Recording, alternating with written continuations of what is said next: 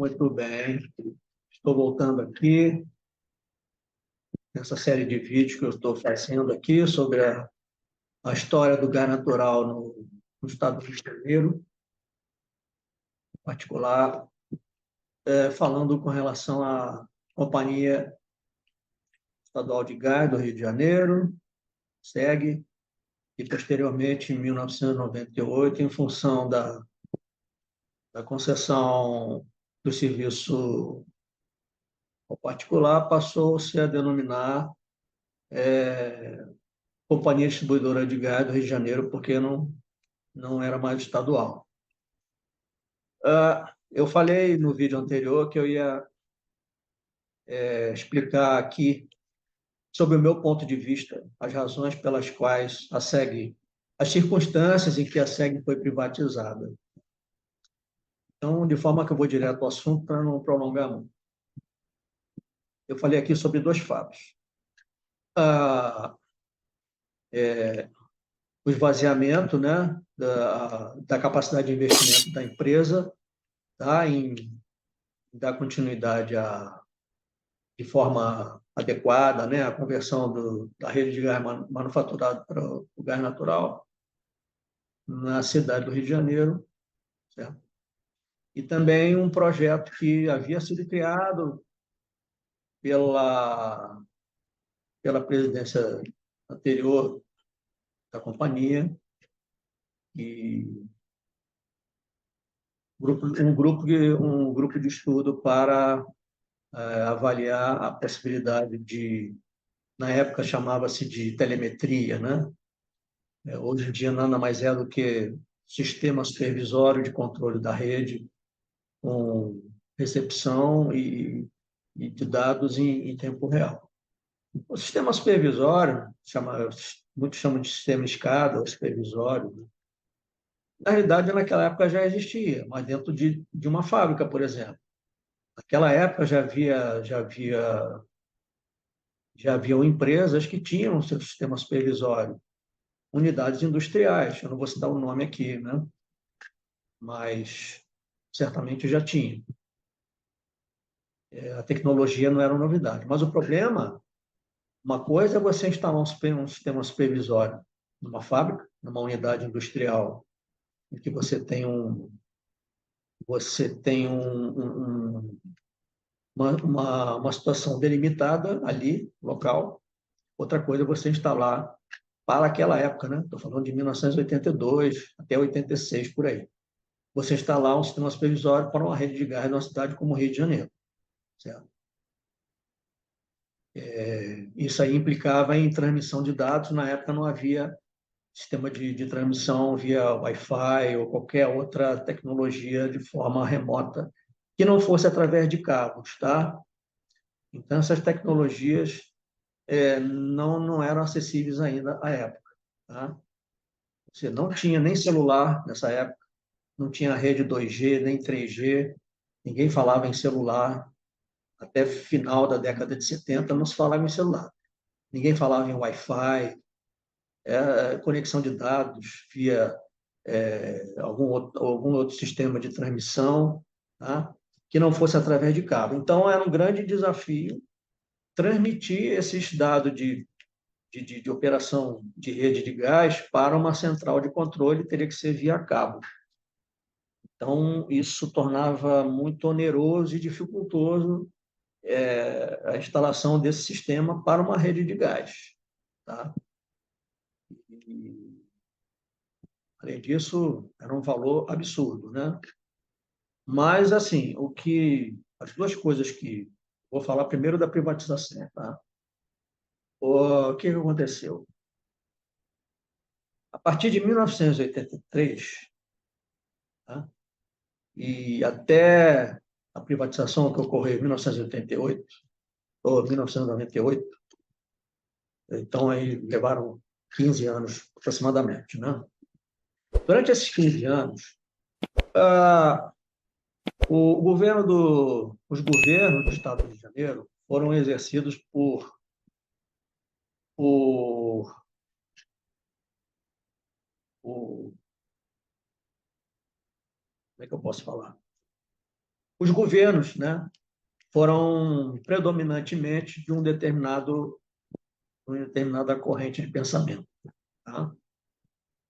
E então foram 3 governos dessa corrente de pensamento, tá? Que durante esses 15 anos que exerceu o poder da gestão do governo do Estado. E a SEG, como era uma companhia estadual, estava subordinada ao governo do Estado. Né? Então, foram 3 governos. Durante esses 3 governos, o que aconteceu? A SEG foi inserida dentro de um conjunto de empresas estaduais, tá? Que ficaram afetas a uma determinada secretaria. Tá certo? Então, essa secretaria tinha ali algumas empresas estaduais que faziam parte, era de um rol ali de empresas que eram subordinadas à secretaria, que, por sua vez, fazia parte do governo, desses 3 governos do Estado. A SEG era uma empresa lucrativa, sempre foi, mesmo sendo estadual. Não há como uma empresa distribuidora de gás não dar lucro, certo? Então, como a SEG ela tinha um caixa, vamos dizer assim, razoável, né? O que acontece? Transformou-se, criou-se tipo que um caixa único, tá? Dentro do governo, dentro dessa secretaria. E o caixa da SEG ficou fazendo parte desse caixa único, tá certo? Então, na realidade, recursos da empresa eram destinados para sustentar outras empresas que faziam parte desse rol, que estavam com problemas. Então, isso se passou durante 3 governos. Tá? Então, foram 12 anos, aproximadamente. Né? E durante esse período, tá? Não necessariamente esses governos foram sequência um do outro, certo? Então, durante esse período, o caixa da empresa foi sendo esvaziado, esvaziado, esvaziado cada vez mais.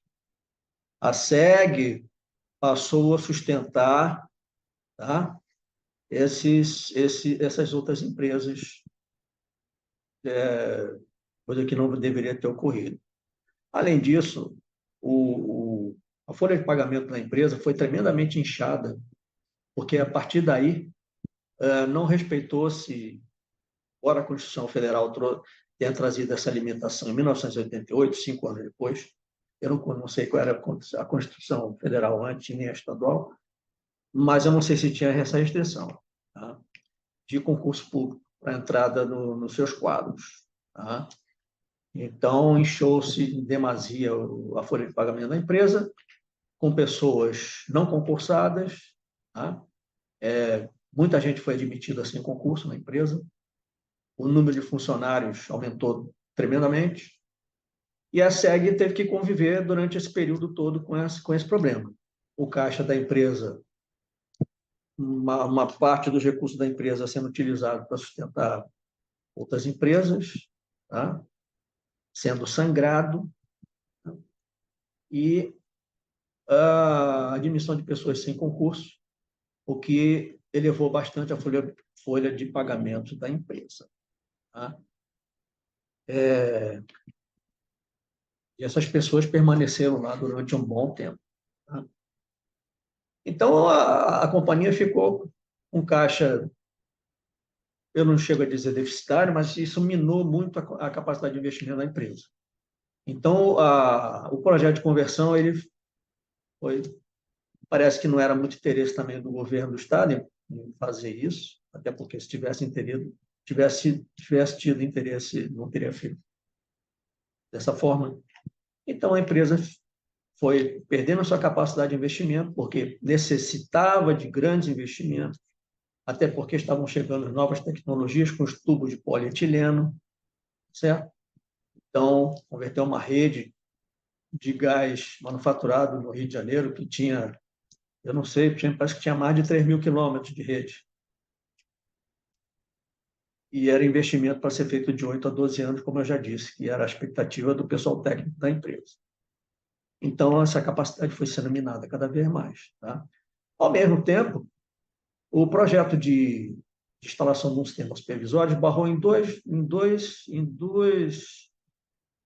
obstáculos. O primeiro obstáculo técnico, que era a questão da transmissão de dados para o centro de controle, localizado dentro da fábrica, da rede de gás, e que o grande problema era a transmissão desses dados até o centro de controle dos pontos estratégicos da rede.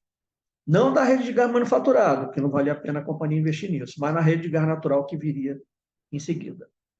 Não havia tecnologia de transmissão de dados via que não fosse cabo, né? Então isso já era um impedimento, um problema técnico.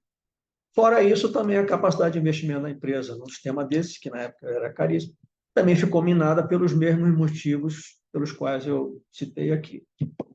E assim foi sendo, a empresa foi perdendo a capacidade de investimento, foi ficando sucateada, né? Esse é investimento, qualquer empresa vai ficando sucateada, tá?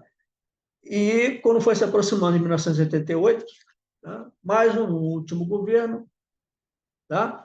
Acabou de afundar de vez essa situação, porque aí a companhia já estava praticamente com muitos dos seus serviços que ela própria fazia, tudo terceirizado, tá? Um grande número de empresas terceirizadas prestando serviço, tá? E, e então, nesses últimos 4 anos antes da privatização, que foi em 1988, a companhia já estava com muitas empresas prestadoras de serviços. Tá? O que acontece? Além disso, então, tendo em vista essa dificuldade, que a empresa não estava dando conta de transformar a rede de gás manufaturado para gás natural, para que o consumo do gás natural começasse a se desenvolver de uma forma adequada e desse vazão ao gás que estava sendo injetado nas plataformas de campos, porque a Petrobras reinjetava uma parte do gás quanto ela podia para repressurizar o poço, mas uma quantidade considerável ainda era queimada, porque era o que não tinha, não poderia, é o que não podia mais ser reinjetado. Queimava-se aquela quantidade. Então, forças, vamos dizer assim, forças ocultas, né, ou forças poderosas, também fizeram pressão para que a conversão fosse à frente, que o consumo, que o mercado de gás natural fosse desenvolvido. E a SEG não estava dando conta de fazer isso, porque estava sem capacidade de investimento. Então, a pressão veio de todos os lados, e aí culminou no que todo mundo já sabe, né? Fizeram uma alteração na Constituição Federal, a concessão que era exclusiva, a execução dos serviços, que era de exclusividade do Estado, passou-se a permitir a concessão a terceiro. Uma simples alteração de uma linha no artigo da Constituição. E aí deu-se seguimento ao processo de privatização da companhia. Tá? Então, foram esses motivos. Assim foi a privatização da SEG. Primeiro, uma forma de agir que minou o caixa da empresa, tá? Minou a capacidade de investimento da companhia, tá?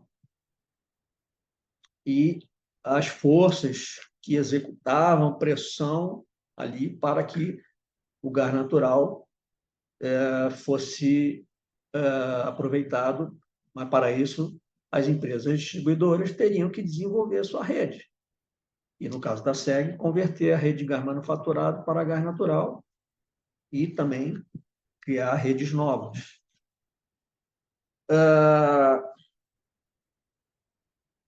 Então, foi isso, tá? Esses foram os motivos pelos quais esse foi o caminho que foi adotado nesses últimos 15 anos, desde 82 até 88, que culminaram com a privatização da empresa. Tá?